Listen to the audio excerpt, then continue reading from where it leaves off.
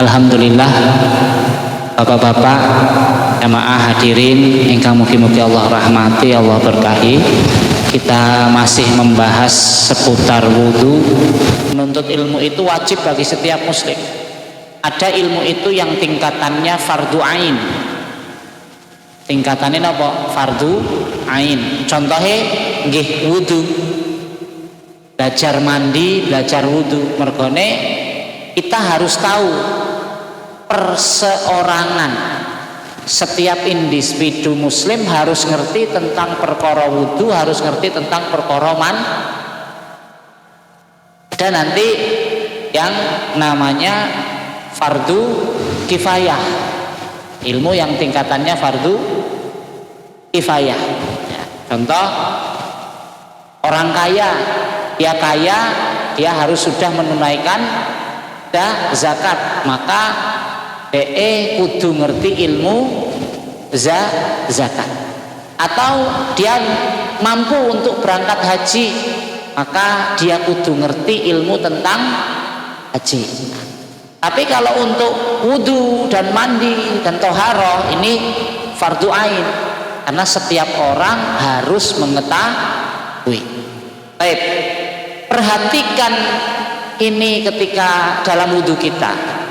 Salah satunya yaitu jangan boros air, Pak. Dan ini penting, karena ini nanti akan berpengaruh kepada kebaikan wudu kita. Nanti insya Allah setelah materi menikah kita akan lanjutkan tentang pembatal wudu. Allah Subhanahu wa Ta'ala menyebutkan di dalam surat Al-Isra ayat yang ke-27. Innal mubadzirina kanu ikhwana syayatin wa kana syaitanu li rabbihi kafura.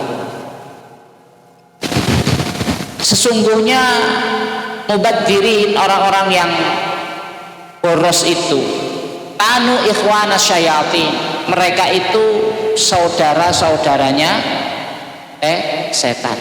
Wa kana syaitanu li rabbihi kafura. Setan menikah makhluk sing paling ingkar pada Allah. Kemudian Allah juga berfirman tentang ojo boros, ya. Wala tusrifu innahu la yuhibbul musrifin. Jangan boros, jangan berlebih-lebihan, innahu la yuhibbul musrifin. Sebenarnya sak temene Allah menika mboten seneng kalih tiang-tiang ingkang boros, ya, orang-orang yang boros. Ini ada di dalam surat Al-A'raf ayat yang ke-31. Lalu di dalam tafsir disebutkan la tusrifu itu la yas, disebutkan di dalam tafsir adalah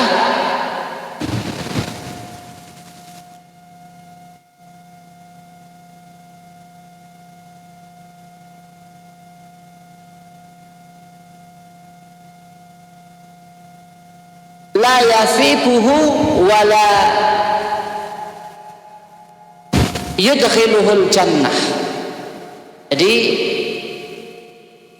makna dari wala tusrifu itu adalah Allah tidak akan memberikan pahala dan Allah tidak akan memasukkannya ke dalam surga. Jadi bahaya mboten boros niku? Bahaya. Berlebih-lebihan niku bahaya mboten? Bahaya. Allah tidak memberikan pahala dan Allah tidak akan memasukkan surga. La yudkhiluhu al jannah. Dia tidak akan dimasukkan surga oleh Allah. Siapa? Pelaku boros, pelaku berlebih-lebihan.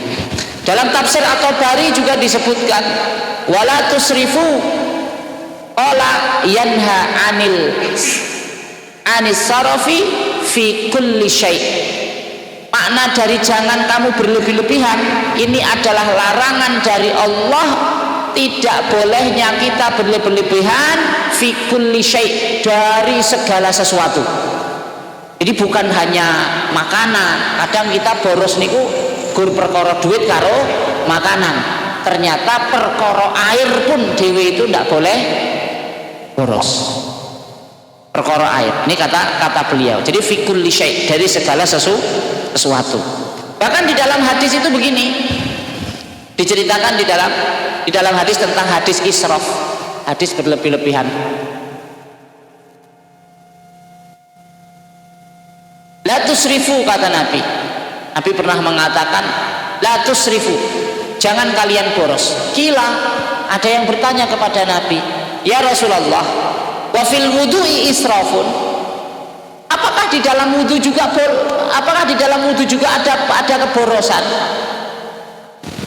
Ketika Nabi menyebutkan jangan kamu boros ketika melihat seseorang sedang berwudu airnya banyak, airnya berlebih-lebihan, Nabi mengatakan la tusrif, ojo boros, ojo berlebih-lebihan. Orang ini malah bertanya, ya Rasulullah, wa fil wudu'i israfun, apakah boros itu ya ada dalam perkara wudu? Qala, Nabi menjawab, na'am, wa fi kulli syai'in israfun, bahkan dalam segala sesuatu itu ada yang namanya pemborosan, ada yang namanya berlebih-lebihan. Jadi kita bisa ambil hikmah begini, wudu yang menjadi fardu ain, ketika kita melakukan perkara yang dibenci oleh Allah, bahkan mengarah kepada kemurkaan Allah, ini akan menyebabkan ibadah kita yang lain pun jadi boten sahih, jadi tidak baik. Salate kegawa-gawa nggak apik, mergone diawali dari wudu yang boros, mergone diawali dari wudu yang berlebih-lebihan. Imam Syafi'i ya, di dalam kitabnya Al-Um itu sampai beliau mengatakan bahwasanya wakilatul ma'i ma'a ihkamil ghasli sunnatun wasarafu minhu ghuluwun wa bid'atun, kata beliau. Ini Imam Syafi'i, Pak, yang menyebutkan, Pak. Jadi kata beliau bahwasanya sedikit air itu adalah kebaikan dan merupakan bentuk apa? Sunnah. Wasyarafu, dan berlebih-lebihan minhu, berlebih-lebihan tentang air itu ghuluwun, ini adalah sikap ghulu wa bid'atun, bahkan ini adalah bid'ah yang banyak dilupakan tenanan sampai orang-orang muslim, airnya berlebih-lebihan. Karena dari zaman Nabi sampai para salaf terdahulu tidak ada mereka itu yang berlebih-lebihan dari perkara wudhu ya. Saya pernah sampaikan tentang wudhu kemarin, jangan sampai banyak mengguyur tapi banyakkan gosokan tangan kita. Nanti saya akan sebutkan berapa banyak air yang digunakan Nabi ketika Nabi berwudu ya.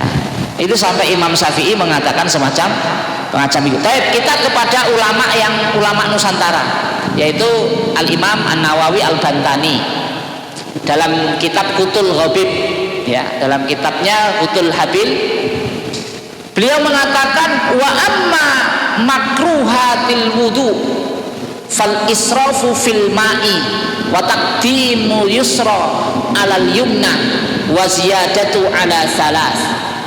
Kata beliau, adapun hal-hal yang sangat dibenci dalam perkara wudu, hal-hal yang dibenci dalam perkara wudu, fal israfu fil ma'i, yaitu berlebih-lebihan dalam menggunakan air. Kata beliau, wa taqdimul yusra alal yumna, dan mendahulukan anggota tubuh yang kiri dibanding yang kanan.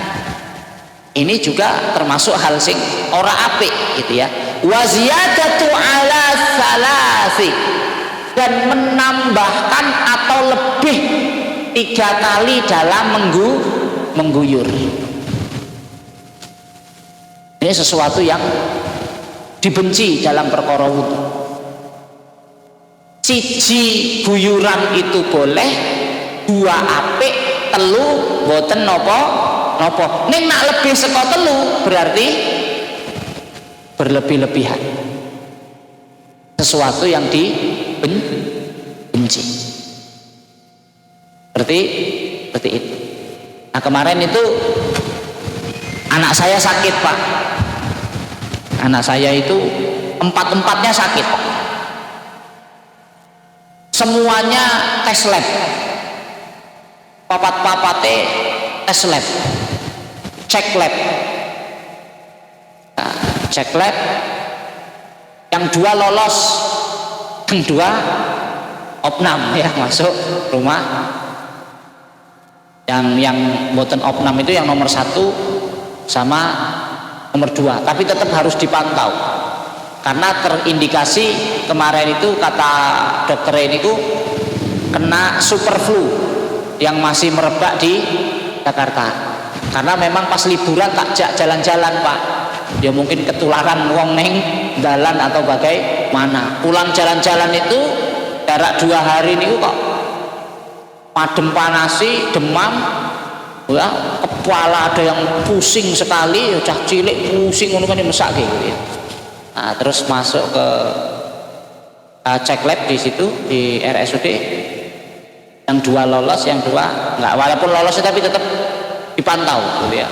Dipantau karena khawatirnya juga ya DB gitu karena gejalanya mirip ya, gejalanya itu mirip. Nah yang besar sama yang nomor 1 sama nomor 2 itu kesempatan ketika anak itu sakit, kesempatan kita untuk memberikan pelajaran. Nah salah satu yang saya terapkan pelajaran adalah untuk berwudu, ketika berwudu ngambil yang wajib-wajibnya aja. Yang sunahnya kata saya tidak usah le, ayo tak ajari, kowe kudu iso mlaku ning sumur, iso mlaku ning kamar mandi, iso berdiri tegak, tetap harus sholat, harus kondisinya kaya ngopo. Saya ajari sekalian anak saya ambilkan, kamu yang wajib-wajibnya saja, airnya cukup sekali saja tidak apa-apa, ngerasa mungkin kademen atau yang lainnya. Nah ini kan nanti ketika kita paham tentang perkara ini bisa kita terapkan. Oh saya pas kondisi sakit cukup ambil sing penting yang terpenting sahnya dulu. Jangan sampai malah kita kondisi sakit pingin jalake sunahi, padahal kondisi sakit itu ada rukshoh. Ada kita suatu saat itu ya nanti akan mengalami wayah-wayah kesulitan, maka kita bisa tetap menjalankan syariat itu dengan baik ketika kita memahami ilmunya. Mana dalilnya Nabi menggunakan air itu sedikit? Hadis ini diriwayatkan oleh Imam Bukhari. Kana Nabi sallallahu alaihi wasallam an Anas bin Malik radhiyallahu anhu, dari Anas bin Malik qala, beliau berkata, kana Nabi sallallahu alaihi wasallam, dulu Nabi sallallahu alaihi wasallam ketika nanti bapak-bapak membaca hadis ada kata-kata kana, maka biasanya diterjemahkannya itu ada dahulunya. Dahulu Nabi sallallahu alaihi wasallam yatawaddo, Nabi dulu berwudu bil muddati min ma'in, dengan 1 mud air. 1 mud air. 1 mud itu berapa Ustaz nanti? Ini hadis yang pertama. Di hadis ini yang pertama dari Anas bahwa Nabi berwudu dengan 1 mud air. An Abdullah bin Zaid, dari Abdullah bin Zaid, annan Nabiya, bahwasannya Nabi, kalau tadi hadis yang pertama pakai kana, hadis yang kedua pakai anna, lebih ini betul-betul menunjukkan kesungguhan tenanan dek sing weruh Nabi niku wudu. Annan Nabiya sallallahu alaihi wasallam ata bisulasi muddin. Nabi SAW itu pernah mau berwudu, mendatangi air untuk berwudu, dan airnya itu bisulasi muddin ya, dengan sebanyak 2/3 mut, 2/3 mut. Wajala yadluku dira'aihi. Kemudian Nabi sallallahu alaihi wasallam memulainya dengan menggosok-gosok lengannya. Berarti Nabi apa? Ngambil sing wajib. Digosok-gosok langsung ndak pakai mboten nenten nyuwun ngapunten.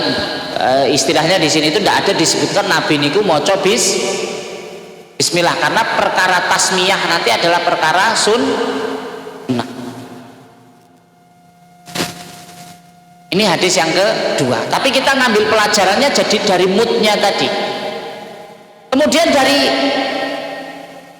hadis dari Ummu Umarah, beliau mengatakan annahu sallallahu alaihi wasallam, bahwasannya Nabi sallallahu alaihi wasallam tawaddoa bi ina'in fihi qadru thuluthi muddi. Bahwasanya Nabi sallallahu alaihi wasallam pernah berwudu menggunakan bejana yang di dalamnya ada air 2/3 mud. 2/3 mud. Jadi hadis tadi itu menjelaskan kepada kita bahwa Rasulullah sallallahu alaihi wasallam itu berwudu dengan 1 mud air.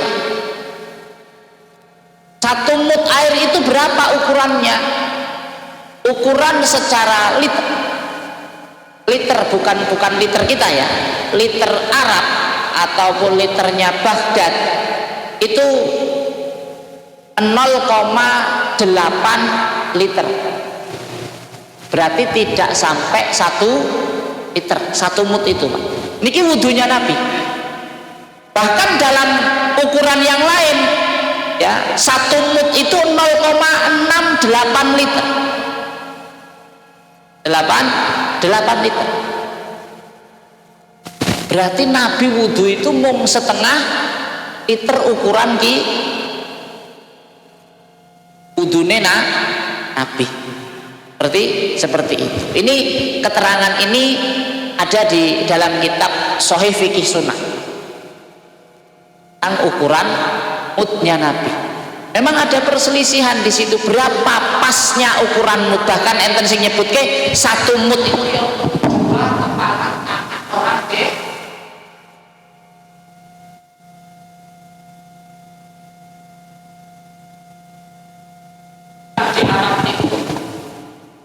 nggak ada air, bukan itu alasannya.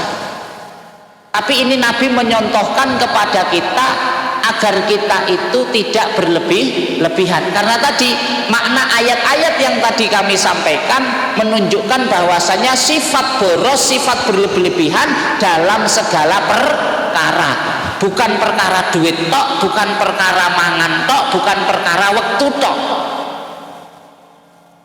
Tapi segala perkara itu bisa bersifat berlebihan ketika kita tidak menjaga kebaikannya. Nah, kebaikan dalam berwudu yang harus kita jaga betul adalah jangan boros air. Ini yang pertama. Lalu pembahasan yang kedua,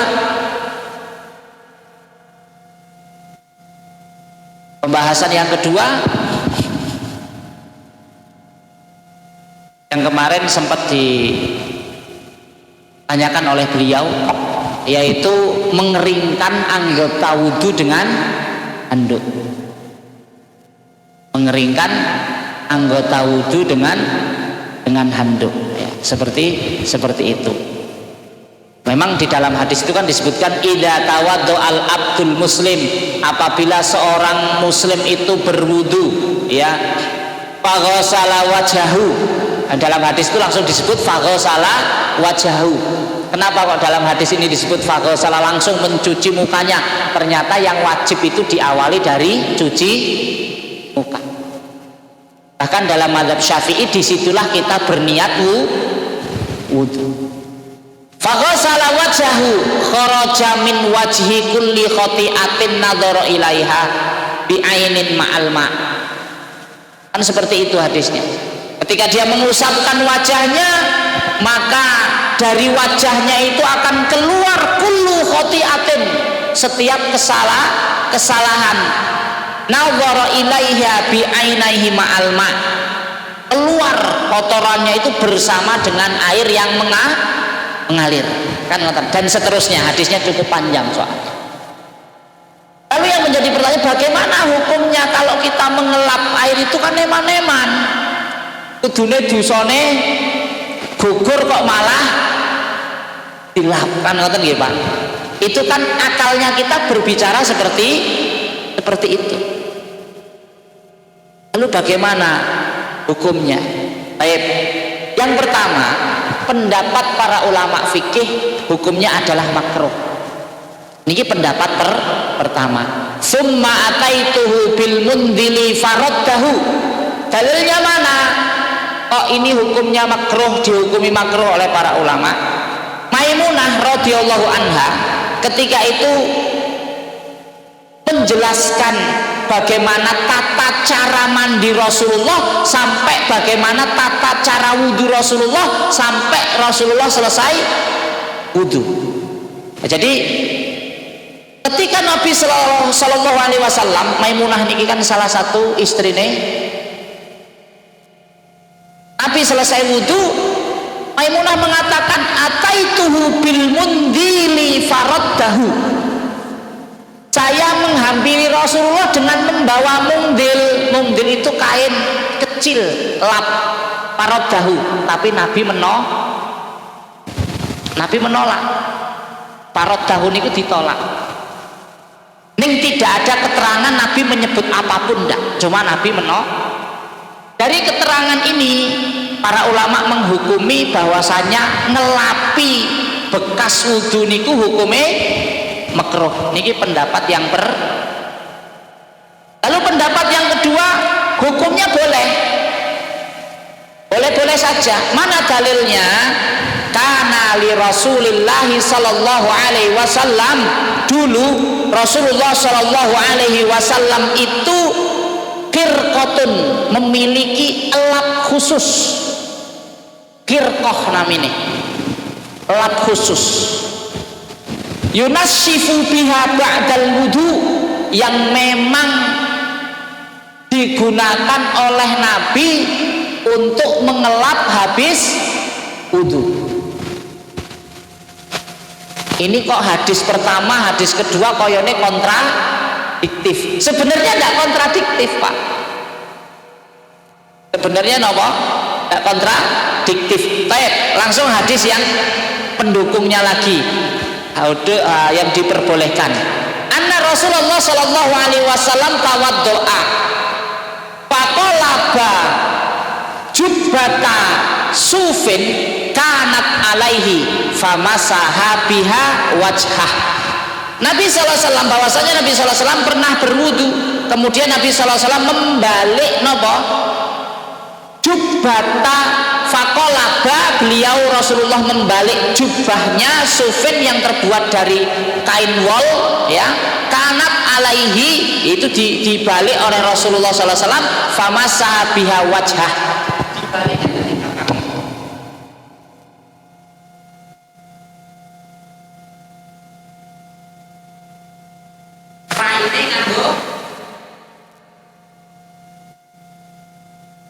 Jadi Nabi ya pernah ngelakokke ngono kuwi, padha kaya dhewe. Ini menunjukkan segi bahwasanya beliau niku memang manusia biasa yang terpilih. Kalau kita lihat dalam hadis-hadis pun Nabi niku nak tidur nggih rokoda niku enten hembusan swara, disebut ngorok ya udu ning eneng ambekane ngoten niku Pak. Oh Nabi ya nak turu ya ngono. Iya, wong Nabi niku manusia biasa yang terpilih, yang dimuliakan, yang diutamakan. Jadi jangan heran ketika nanti ada hadis batal wudhu niku kentut, merkane Nabi kentut gini. Ya memang Nabi yo kentut, Nabi yo pipis, Nabi yo gitu. Jadi jangan mengira bahwasanya Nabi niku ora ora pipis ngono mboten. Termasuk Nabi juga yang mengelapi wajahnya dengan. Jadi para ulama berargumen tentang bolehnya mengelap anggota wudu dengan kain berdasarkan hadis ini. Ya, berdasarkan hadis ini. Kalau dilihat dari segi kontradiktif atau tidak kontradiktif, maka yang utama di sini adalah diperbolehkan. Kenapa kok diperbolehkan? Karena ketika Nabi menolak yang diberikan kain oleh Maimunah, ternyata Nabi memiliki kain sendiri. Jadi Nabi boten nganggo kain yang diberikan oleh Maimunah. Itu pertama. Hanya ulama menguatkan yang ini. Kalau dilihat dari itu kontradiktif atau tidak dilihat dari kok hadisnya koyone kontradiktif. Sebenarnya tidak kontradiktif. Sebenarnya apa? Tidak Jawabannya sama, Pak. Mergone Nabi pun gadai kain lap sendiri yang memang digunakan oleh Nabi khusus untuk mengelap bekas wudu beliau. Nabi tidak mau pakai kain yang lain. Nabi tidak menginginkan pakai kain yang lain, sehingga Nabi menggunakan kain yang memang tadi disebutkan di dalam hadis khirqatun, yang selalu dibawa oleh Nabi. Lalu dibawa oleh Nabi Shallallahu Alaihi kita diperbolehkan. Lalu bagaimana dengan hadis tadi? Ya eman-eman nak aire kudune dosane tiba kemudian apa? Dilapi. Nah, jadi begini. Wudu niku enten batasane. Batasane wudu selesai disebut wudu niku pun selesai kapan, Pak? Ketika kita selesai membaca doa. Doa apa? Doa ba'dal wudu. Selesai wudu langsung kita baca doa. Asyhadu alla ilaha illallah, asyhadu anna muhammadar rasulullah. Allahumma ja'alni minat tawwabin wa ja'alni minal mutatahhirin. Lah selesai itu wudunya dihitung selesai. Maka ketika sudah selesai membaca doa, aturannya baru boleh dilapi. Kalau wudunya sudah selesai, berarti hukum dari hadis yang tadi air niku turun bersama dosa kita, hukumnya pun selesai. Nah, maka nak jenengan ajeng ngelapi selesai wudu, ajeng ngelapi bekas wudu ketika selesai membaca doa. Kenapa kok doanya Allahumma ja'alni minat tawwabin wa ja'alni minal mutatahhirin? Karena dari hadis tadi nak dosane gugur dhewe resi atine. Nak dosane gugur berarti apik keimanannya, ketakwaannya bagus. Maka doanya Allahumma ja'alni minat tawwabin, men isoh selalu bertobat, waj'alni minal mutatahhirin, men isoh selalu jadi orang yang bersuci. Jadi kalau bapak-bapak mau ngelapi bekas wudu, seyogyanya dielapi bar moco doa. Nah, seperti itu. Wadeh jelas nih, Pak. Nah, jadi ojo khawatir meneh. Mengko aku wudu eman-eman tetesane dosane oke gitu ya. Enggak, ternyata batasannya ketika kita selesai wudu, dan selesainya wudu disebut rampungnya wudu ketika selesai membaca doa. Itu baru. Makanya orang yang tidak membaca doa setelah wudu pasti rugi. Dia tidak mengakhiri, cuma mengawali. Diawali dengan niat maca bismillah, kok mboten diakhiri dengan taubat. Sholat pun juga, sholat itu bar assalamualaikum orang alhamdulillah Pak yang disebut gitu. Awalnya malah alhamdulillah sampai maca Fatihah, dan Al-Fatihah hukumnya wajib. Tapi kenapa kok kita selesai sholat niku kok bukannya bersyukur kok malah istighfar?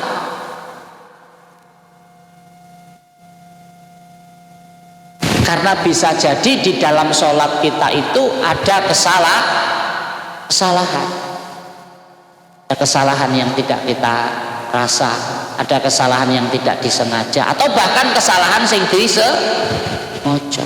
Kita menodai sholat sehingga kita harus banyak beristighfar 3 kali astagfirullah, astagfirullah, astagfirullah. Itu salah satu hikmah qalbiyahnya seperti itu. Kalau disebut yo kan Nabi nyontok ini ngonten, ya nggih betul gitu kan.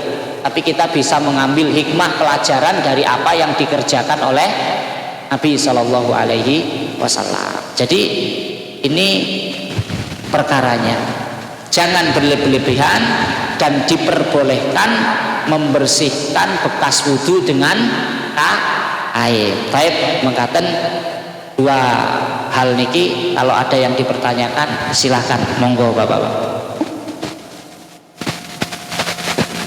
Insya Allah nanti pertemuan yang akan datang masih ada nama betul nggih? Pas hari pertama ya. Oke, baik.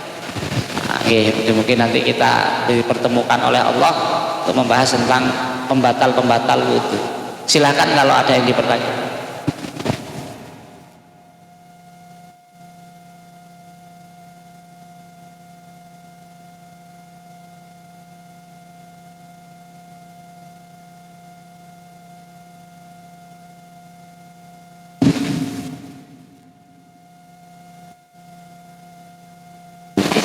Materi yang akan datang. Tapi di pertanyaan dalam mazhab Syafi'i itu membatalkan wudhu. Dalam mazhab Syafi'i, dalam Imam Ahmad enggak. Oh, ada perbedaan. Contoh begini Pak, saya kasih satu ilustrasi. Menyentuh kemaluan sendiri. Nah, kemaluan wong liya jelas batal. Menyentuh kemaluan sendiri itu batal napa mboten? Sinten sing jawab batal, sinten sing jawab mboten? Mboten.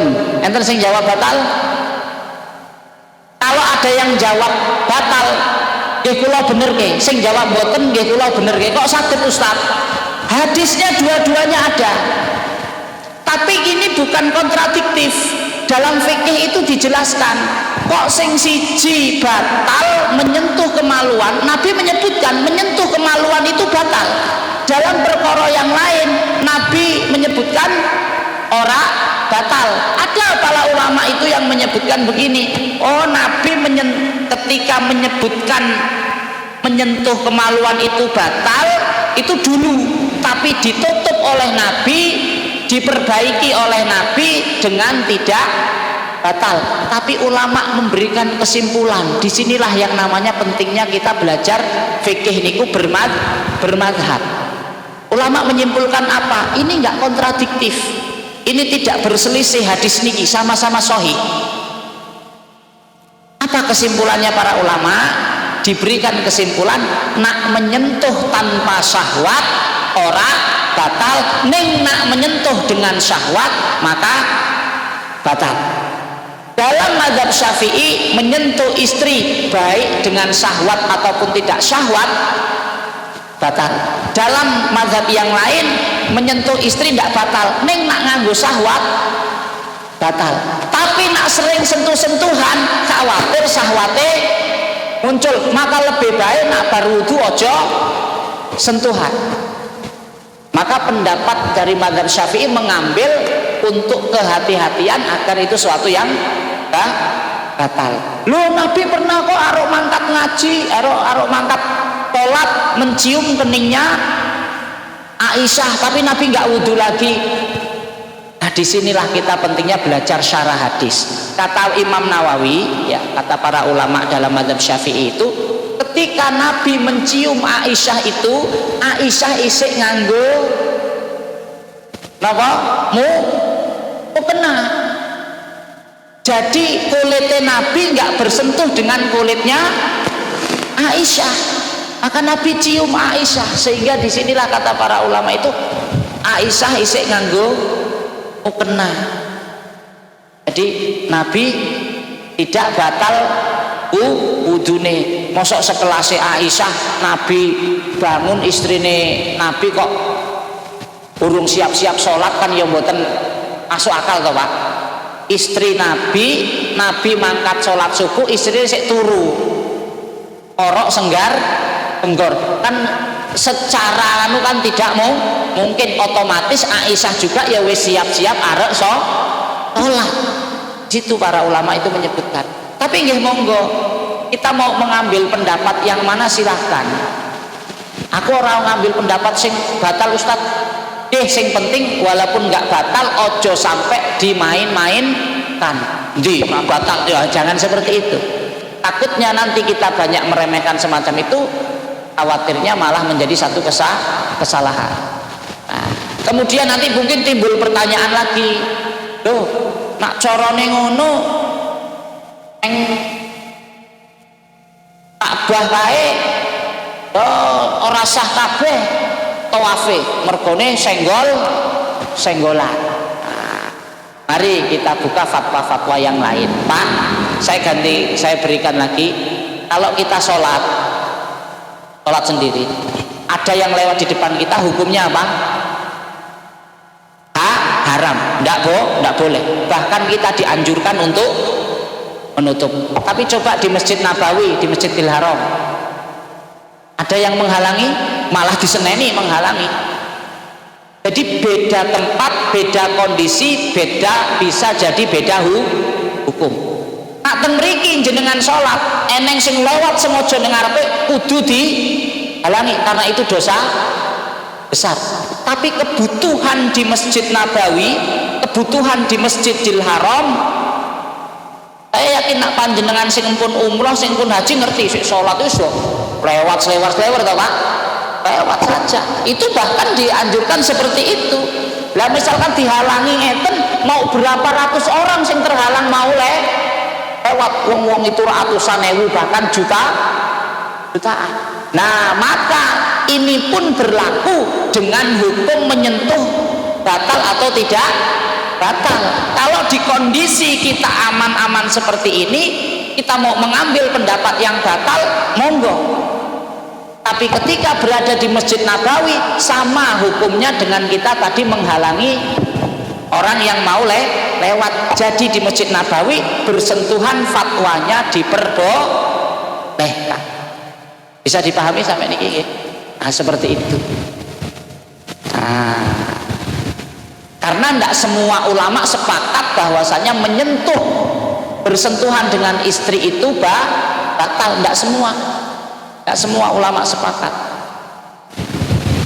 Tugas kita sebagai tholabul ilmi, kita mengambil pendapat mana yang menurut kita itu rojih, tapi tentunya dengan panduan ulama yang lain, jangan panduan diri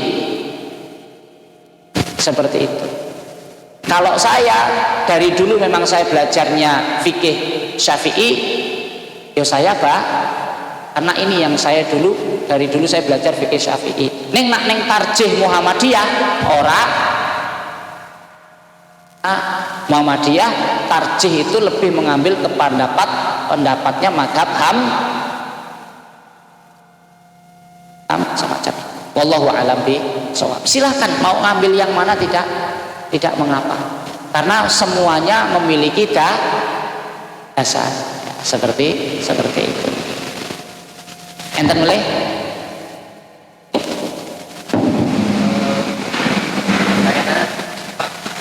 Siwa.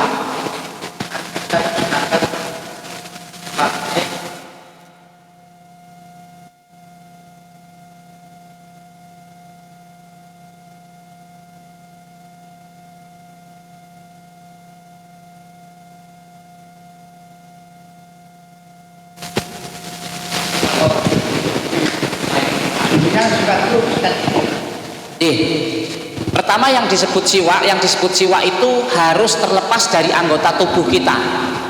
Aku siwaan kok nganggo tangan, ndak. Siwak itu pertama yang beda dengan tidak nempel dengan tubuh kita. Silahkan mau pakai kayu arok, mau pakai kayu zaitun, pernah kan saya sampaikan, mau pakai kayu buah tin, silahkan ya, sing penting sing api. Sikat gigi disebut pembersih gigi, iya.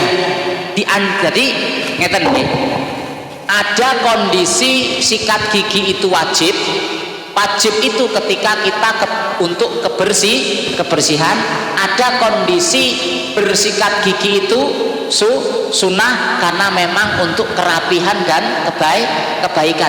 Lah kalau kita ora tahu sikat gigi, maka hukumnya dosa. Mergone niki perkara tentang kebersihan. Tapi kalau kita sudah sikat gigi terus bersiwak, maka siwak niki, sikat gigi yang kedua niki, yang siwak niki hukumnya sunnah. Boleh di siwak itu, di sikat gigi itu disebut sebagai siwak ketika memang diniatkan untuk kebersihan gigi, untuk kebersihan gigi. Jadi tidak ada niat yang lain kecuali untuk kebersihan. Maka di situ sikat gigi itu adalah siwak, seperti itu. Makanya pentingnya kita mengetahui tentang niat. Kemudian siwak, ya, kapan kita itu bersiwak, bagian dari wudhu atau tidak? Ngoten nggih Pak nggih. Dua hal yang perlu kita pahami, ya. Ada ulama yang menganjurkan bersiwak itu sebelum wudhu, karena Nabi melakukannya. Di dalam hadis disebutkan, idza qama minal laili idza astaiqadha minan naumi.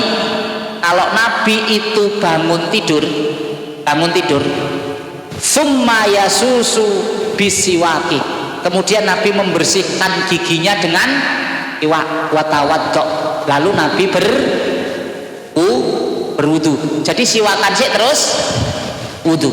Tapi dalam riwayat yang lain, Nabi wudu sih kemudian siwak. Nabi niku biasa selesai wudu, kemudian Nabi membariskan sholat.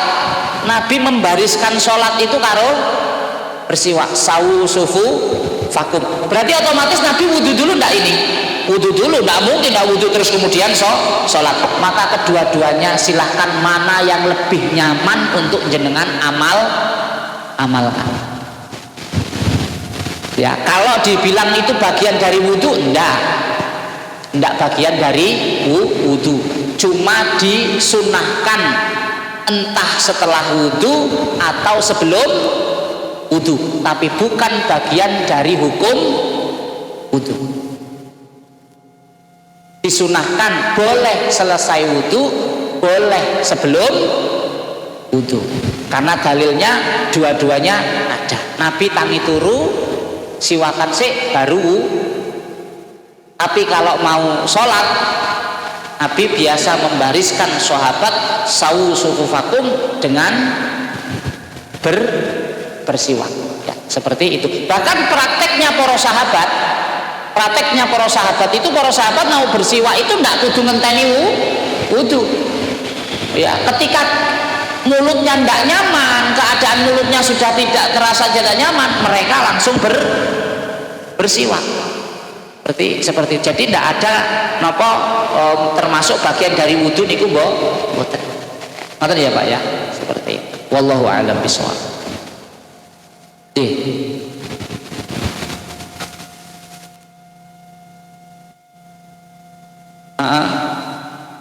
Ya.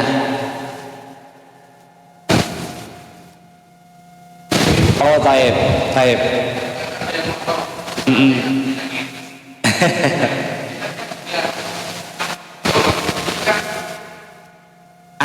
Betul. Baik.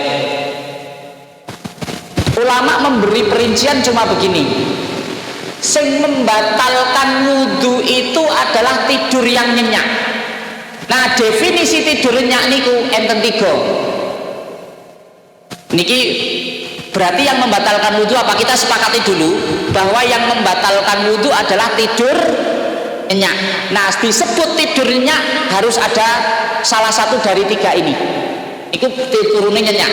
Pertama, ngorok. Nak wong ngorok niku pasti nyenyak. Nah, nak pas Jumatan turunnya sampai gargor kudu wudu.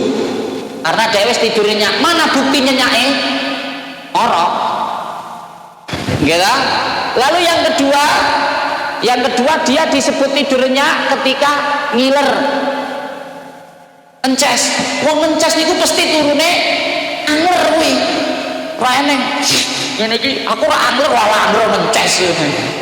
Berarti kalau dia ngences dia harus berwudu. Yang ketiga geblak. Tiba. Nek isik liep ngene iki durung disebut nyenyak. Sik liep, tapi nak sampai blek kayak tiba berarti dia nyenyak. Dan ketiga-tiganya ini nek ngentut ora krasa. Wong ngorok ngentut ora krasa karena tidurnya nyenyak. Wong ngiler ngentut ora krasa mergone tidure nyenyak. Dan kalau dia sampai terjatuh dalam tidurnya ya pasti dia nyenyak. Wong mergone ora njogo awake dhewe ora iso. Jadi seperti itu definisinya. Jadi nek eneng sing ngorok kon wudu, Pak. Jumatan tangi komat wudu kalau dhek ngorok. Apa meneh tangine karo gendal-gendal. Nah, itu pasti nyenyak kuwi. Ya, pastinya nyenyak. Ngoten nggih? Nah, seperti itu. Jadi nak ulama menyebutkan definisikan membatalkan wudu itu ya tidur nyenyak. Lah tidur nyenyak itu enten seperti itu. Ngorok, ngiler, geblak, tiba mak kejagluk ngoten niku. Berarti nyenyak seperti itu. Wallahu a'lam bishawab. Mengatakan, baik demikian matur suwun Pak semuanya, mugi-mugi sehat dan panjang umur. Bisa berjumpa dengan Ramadan yang istimewa.